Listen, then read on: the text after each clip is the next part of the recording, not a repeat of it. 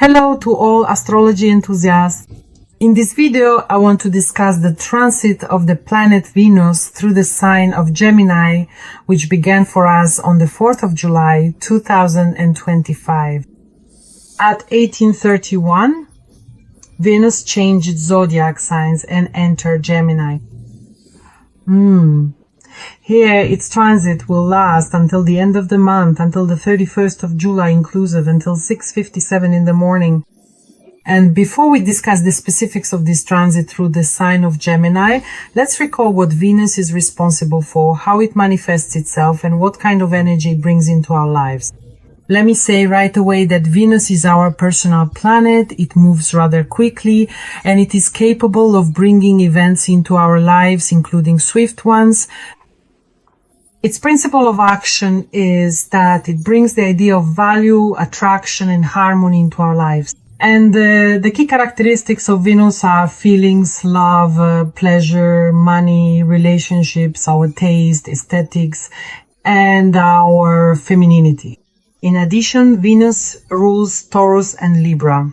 Taurus is an earth sign, and Libra is an air sign. Through Taurus, Venus is connected to the material side of life. This is comfort. This is our body. This is the theme of stability in our lives, of enjoyment. This is the theme of money. And through Libra, Venus is more focused on social interaction. That is, it is connected with relationships, with aesthetics, beauty, diplomacy, harmony in general. It is responsible for our feelings and our interactions. The qualities of Venus are revealed most vividly when it is in the sign of Pisces. This is its place of exaltation. And here, Venus expresses itself as very subtle and selfless. Here, it gives us the idea of perfect, even idealized love. And Venus, just like the other personal planets, becomes retrograde once every 1.5 years. During its retrograde period, unfinished emotional issues and personal relationships are activated. Former partners may reappear, our tastes change, our perspective and perception of our feelings shift, as do themes of love, money, and everything related to our appearance. So this is a time to reassess our values, especially in the areas of relationships and finances. Let me remind you that this year Venus was retrograde from March until mid-April, moving through the signs of Pisces and Aries. And accordingly, these energies influence those areas of life and topics for which Venus is responsible. Basically, its function is to connect, attract, harmonize, and appreciate. In our lives, Venus governs what we like and what we attract, how we express our affection, how we perceive things that are aesthetic and beautiful, and how we find and experience pleasure in life. That is, Venus embodies the sensual perception of the world around use enjoyment and pleasure from the body, from art, from music, from tactile sensations. And Venus, in essence, symbolizes the principle of love, attraction, and pleasure. It is responsible for what we consider beautiful, valuable, and worthy, whether that's another person, some kind of comfort or material things in our lives. In other words, its energy is directed toward creating harmony, forming unions, and fostering mutual exchange. So, as I mentioned, it influences our relationships and our sense of taste. Venus's energy in our lives is responsible for what we regard as valuable. It's not just about money and comfort, but also about our personal value system. It's what we respect and choose in partnerships, in everyday life, in art, or in fashion. It is Venus that shows how we build our relationships, what attracts us to people, how we express our affection and sympathy, and what we consider worthy in love and relationships. Venus has a very strong connection with finances and with our self-esteem. It points to our ability to attract resources, both material and immaterial, through beauty, charm, charisma, femininity, cooperation, and a refined sense of taste. Here, the inherent Venusian energy is very often utilized in professions that are closely related to design, fashion, perhaps jewelry art, cosmetology, relationship psychology, and aesthetics. In aspects, Venus is colored in very different ways. That is, when making harmonious aspects to other planets or points in the horoscope. We receive the energy of ease, attractiveness, and artistry. We are capable of love and compromise. And on the contrary, when Venus is in tense aspects, this energy can manifest as dependency on love or bring about disappointments, fears, fear of rejection, or even general issues with self-esteem. In addition, conjunction aspects of Venus with other planets can either enhance or distort her energy. For example, when Venus is conjunct Pluto, this energy can manifest as obsession or manipulation in relationships. The higher octave of Venus is the planet Neptune. That is, if Venus represents love for form, the body, and beauty, then Neptune gives us love for the spirit. This is unconditional, idealistic love at its highest expression. Venus loves the concrete, the tangible, the earthly, but Neptune is about the formless, about something transcendent. So, how should one work with this energy in general, with the energy of Venus? First of all, by developing sensuality, beauty, taste, creating harmony in relationships, and learning to both give and receive love. Reevaluate your values, build healthy financial habits and mindsets, create beauty in your life through clothing, your home, art, various self-care routines and rituals, and allow yourself more pleasure in life without feeling guilty.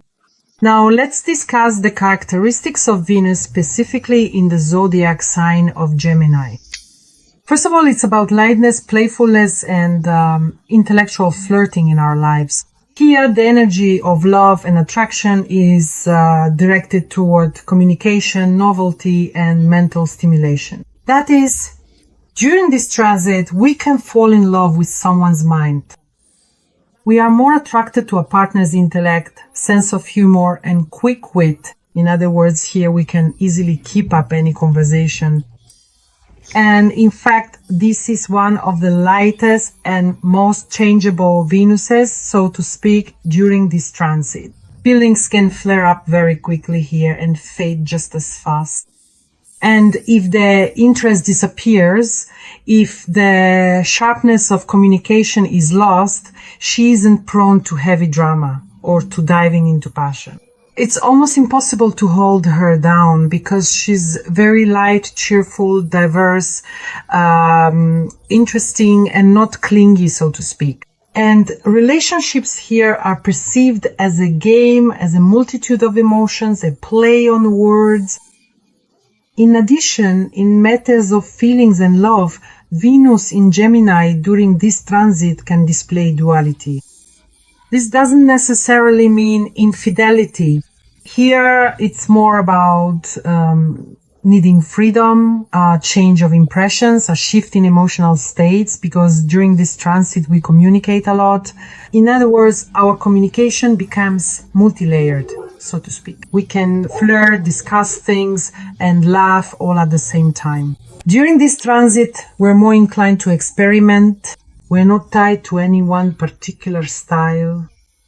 We like bright colors, bold clothing, accessories, and some unusual details, maybe even ironic looks in our style.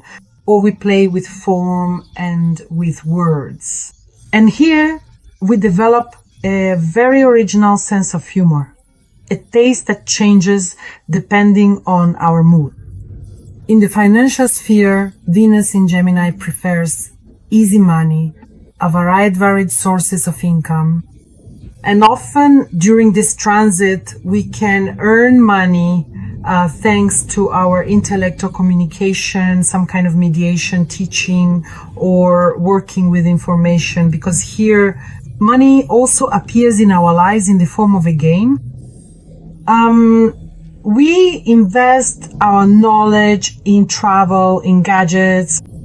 Venus in Gemini differs from other signs in that its taste, or rather its focus, is specifically on lightness, on connection, on mental compatibility, and a constant variety of impressions.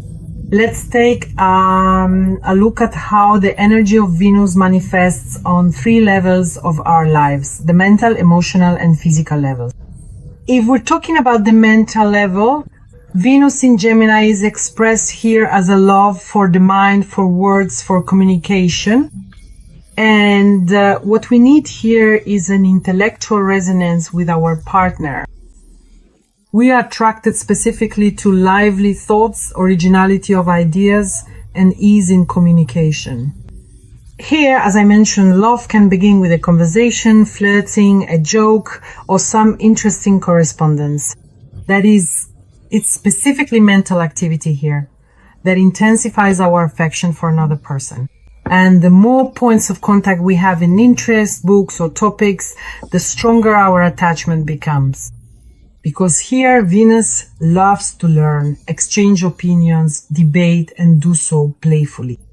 Here, intellectual connection is what really matters. It is precisely intellectual contact that forms the basis for interacting with others. On an emotional level, Venus in Gemini displays lightness, changeability, a kind of emotional curiosity, and we may find ourselves attracted to several people at once. We can explore different ways of interacting without necessarily going deep. And this isn't really coldness. It's more of an emotional curiosity without getting drawn into drama or merging with another person. Here, feelings are expressed through words, gestures, attention in the form of messages, chats, and funny videos. During this transit, it's very hard for us to tolerate any kind of emotional pressure, jealousy, or clinginess in relationships, because Venus here prefers a very vibrant, lively, emotional connection filled with humor, lots of freedom, and constant renewal. And if we touch on the physical level, Venus in Gemini loves movement, touch, play, dancing, and lightness. There isn't the same grounded sensuality here as, for example, with Venus in Taurus, or the kind of deep passion you find with Venus in Scorpio. This is more about touches, hints, airy, playful, and experimental interactions. And even if there is physical intimacy here, it is perceived as a form of communication. We get more pleasure here from walking together, laughing, discussing sensations, and trying something new. And here we love to gesture more, to be in motion more. And naturally, Venus in Gemini also has both positive and negative manifestations. On the positive side, when this energy is experienced harmoniously, it gives us ease in communication, the expression of our charisma and charm. Here, there is a kind of intellectual allure, and we develop a very diverse state. We surprise, we experiment, we mix things up. We are constantly searching for something new. And we see beauty specifically in words and information. We work very well with texts, courses, interviews, and various lectures. We can run blogs, especially those related to tastes and pleasures. Oh, and here we also have a pronounced talent for connections and mediation, because we can bring people together, we can easily convey information, and we act as a kind of bridge between people or between different areas of life. The negative manifestation of Venus energy in Gemini is when we unconsciously or disharmoniously experience this energy, and it shows up as superficiality in our feelings. Our emotions are very quick and short-lived.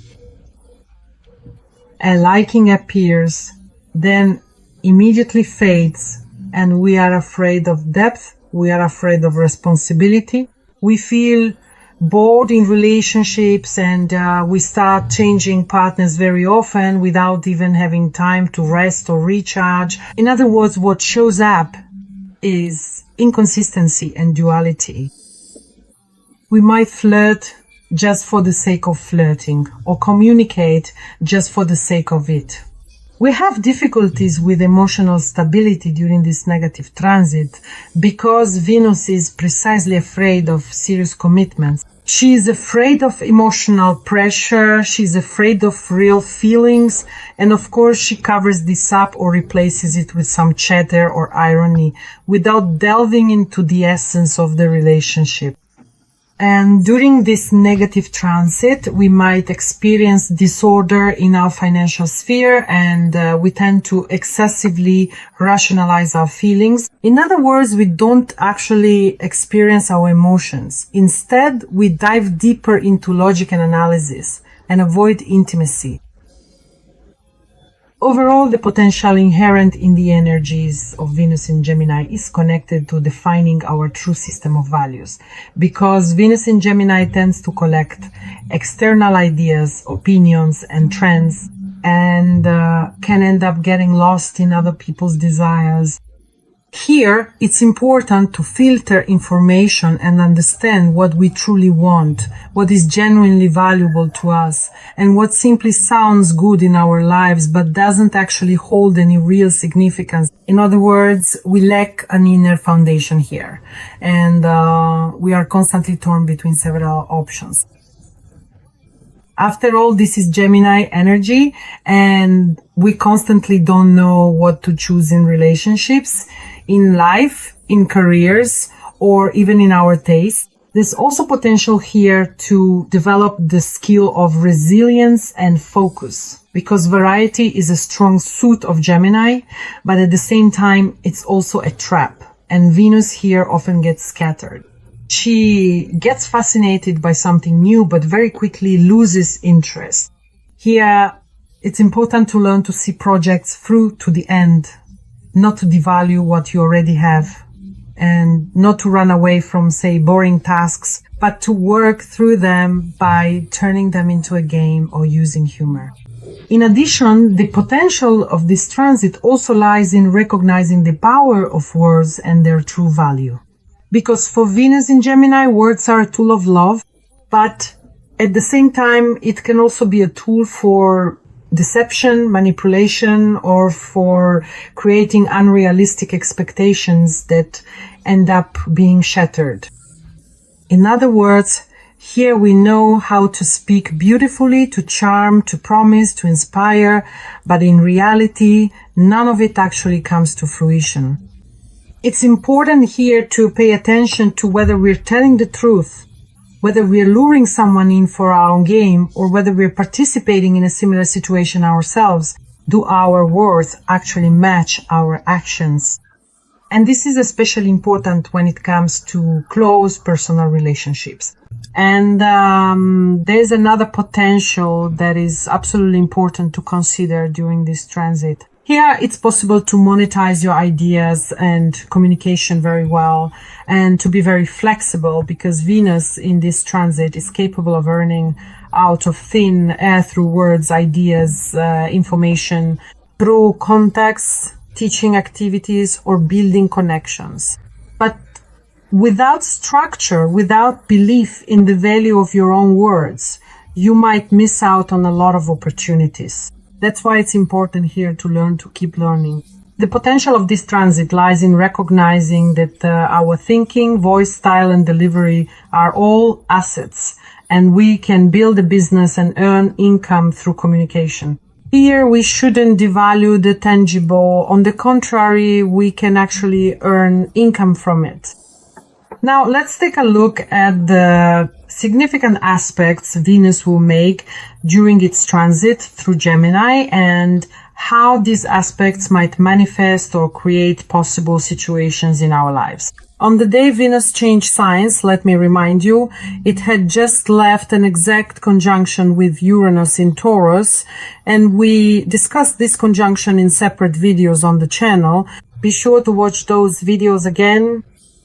Additionally, the energy of this conjunction was active for us until the 8th of July. You may have felt its effects in your daily life. Let me know in the comments how this conjunction played out for you. On the same day, Venus formed sextiles with Neptune and Saturn in Aries. And if we are talking about the aspect with Saturn, it's a rather gentle and harmonious interaction that combines ease of communication with a sense of responsibility, as represented by Saturn. Together, they help us build more mature and stable relationships, which are based on mutual respect and honesty thanks to Saturn, while also maintaining liveliness and interest thanks to Venus. How could this aspect manifest in our lives? There may have been situations where we wanted to strengthen our relationships or start new ones that have the potential to develop in the long term. In other words, with a focus on the future. This is a period when it's very good to hold negotiations and constructive dialogues that are oriented toward the future. And this aspect also gives us the opportunity to bring order to our finances, business partnerships, and connections. It helps us combine pleasure, seriousness, inspiration, and practicality. And of course, here we feel more stability. The aspect with Neptune, which is stationary at the moment of the aspect, also carries a very special energy, but a very subtle one. And this combination gives us gentleness, romanticism, and inspiration, but at the same time it brings about a heightened sense of dreaminess and subtle sensitivity. Because Neptune is about the depth of our emotions, about idealization, about the desire to immerse ourselves in something, even to the point of mysticism, or it could be some kind of creative search. And we should keep in mind that Neptune is preparing to go retrograde at the moment of the aspect. The energy is more internal, contemplative, and sometimes even very foggy. And this creates a sense of uncertainty in relationships, a desire to escape, so to speak, from harsh reality. Combined with Venus in Gemini, this manifests as a longing for romance through words, through poetry and music. Alternatively, this aspect can indicate secret, idealized relationships. In real life, the aspect gives us inspiration for creativity, sparks an interest in spiritual practices, mysticism, and various creative projects. There's a desire to communicate on such deep topics, but at the same time, it's very easy for us to slip into illusions. And under this aspect, we develop unrealistic expectations in matters of love and finances. Therefore, keep in mind that Neptune is in a stationary position, preparing to go retrograde, and this is happening in the sign of Aries for the first time in our lifetime. We also have an aspect here between Venus and retrograde Pluto in Aquarius. This is a very powerful, very harmonious energy of deep transformation that occurs specifically through communication, through discussion, and the expression of our values, or through romantic relationships. The energy of the trine is light. It creates a flow in our lives. And the changes that Pluto, retrograde in Aquarius, has set in motion for us unfold more smoothly and constructively under this trine. Venus in Gemini adds liveliness, curiosity, and flexibility. And it helps us perceive these profound changes through new ideas and dialogues with others.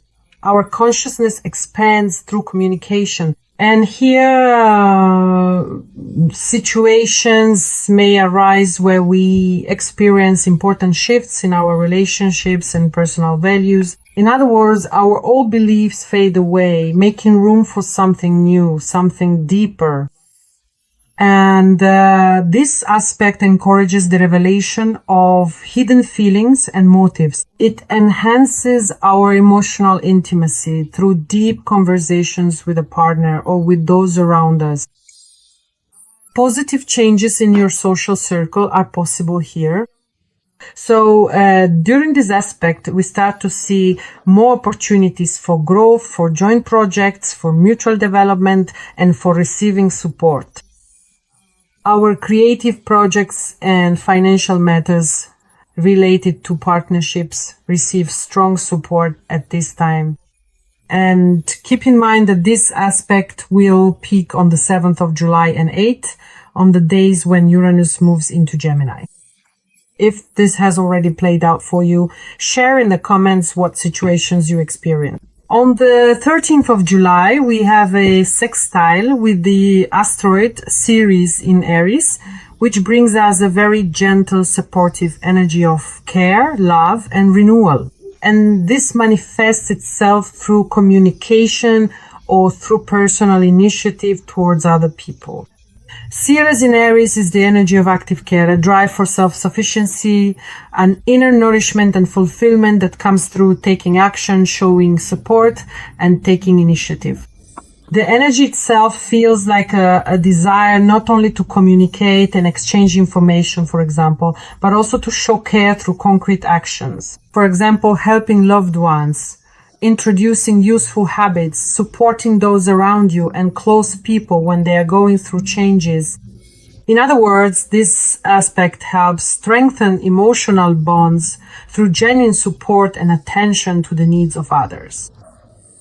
In real life situations, this energy can manifest as a need to pay more attention to home, health, and inner balance, and to do so very easily, without unnecessary heaviness. We may feel inspired here, starting new projects related to self-care or caring for others.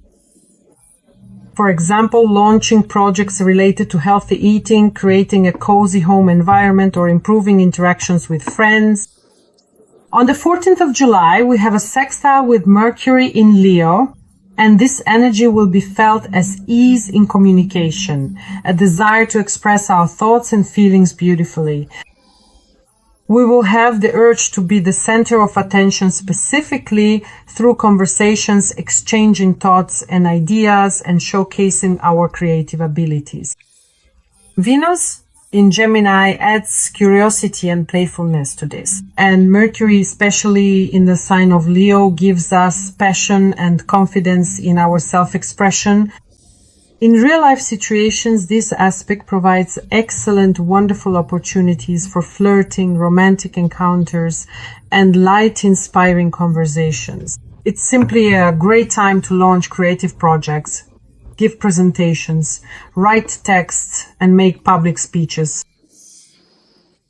All of these brings us joy and strongly attracts attention. That's why here you can very successfully express your feelings through words, music, or art. And under this aspect, we will attract the support and admiration of those around us.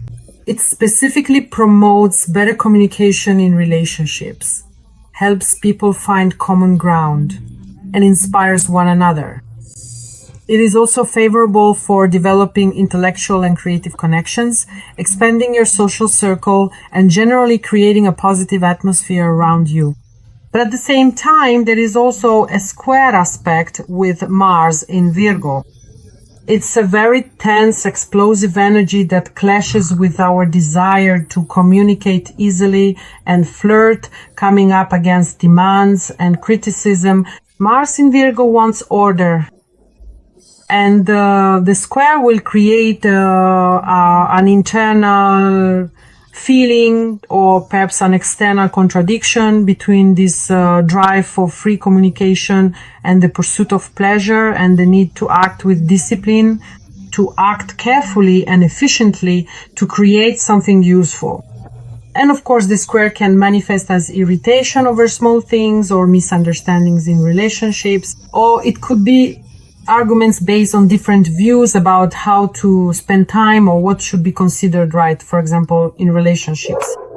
And in real life situations, conflicts are possible specifically in romantic and friendly relationships when one person wants lightness, playfulness, and flirting, while the other wants seriousness and order. And here, the desire to control the partner or situations may intensify, leading to dissatisfaction and quarrels. This aspect also very often activates passion, but it may manifest specifically through tension, through struggle, rather than harmonious energy. It is important here to make sure that this energy does not spill over into aggression or harsh words, but is instead directed into a constructive channel. You can engage in sports, creativity, tackle everyday issues, and seek compromise. And the peak of this aspect, this energy, will be on the 24th of July. That is, the aspect will be active for about 10 days. And all the aspects I mentioned will intensify up until the 20th of July.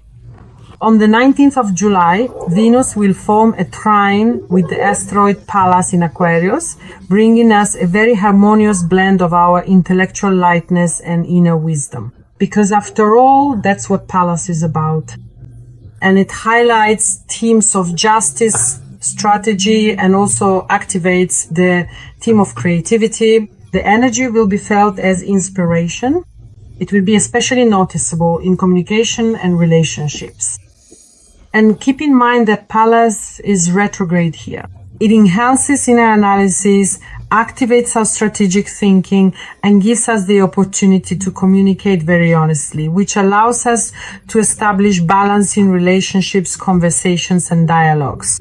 In real-life situations, this trine specifically promotes constructive dialogue with others, the ability to find compromises, and the creative approach to the topic of partnership.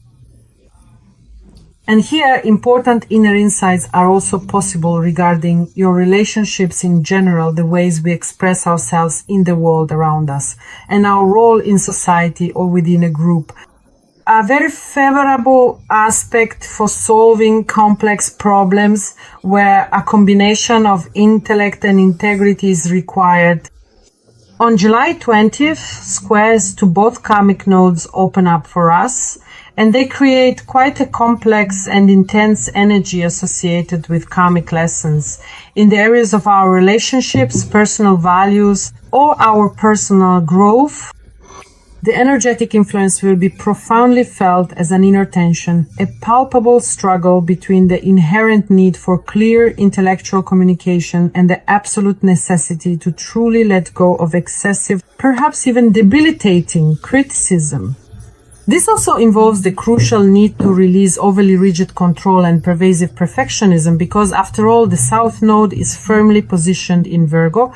Consequently, we will genuinely need to move much more towards authentic emotional openness, profound compassion, and unwavering trust, diligently following the guiding path of the North Node in Pisces.